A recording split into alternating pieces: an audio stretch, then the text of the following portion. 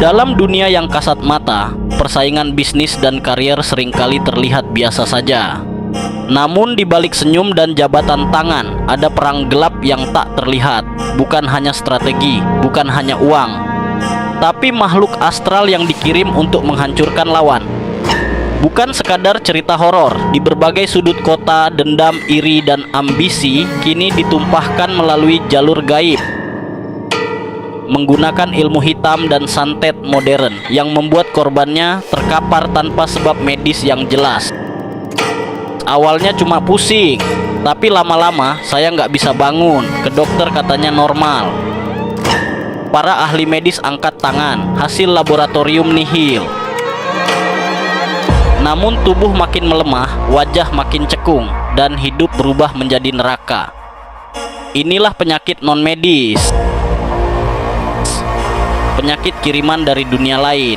Makhluk astral yang dikirim bisa berupa jin, korin, atau entitas kegelapan lainnya. Mereka bersarang di tubuh korban, merusak dari dalam, menciptakan gangguan fisik maupun psikis, dari insomnia parah, serangan panik, kelumpuhan, hingga keinginan bunuh diri. Dan di tengah derasnya arus modernitas, muncul satu nama, Tabib Yusuf Nasution. Seorang supranaturalis dengan metode totok supranatural, yang tak hanya mengobati, tapi juga mencabut makhluk astral dari dalam tubuh manusia. Makhluk itu masuk karena pintu batin terbuka, karena stres, marah, atau ada yang mengirim. Saya hanya perantara, sisanya Allah yang mencabut. Proses penyembuhan bukan sembarang pijatan. Dengan titik-titik tertentu, energi gelap dikeluarkan. Pasien berteriak, tubuh gemetar, bahkan menangis tanpa sadar. Makhluk itu keluar, kadang berupa suara lengkingan atau muntah darah pekat. Metode ini tak hanya menyembuhkan, tapi menyucikan tubuh dari jejak kegelapan. Namun Tabib Yusuf memperingatkan, selama hati masih dipenuhi dendam, makhluk itu bisa kembali.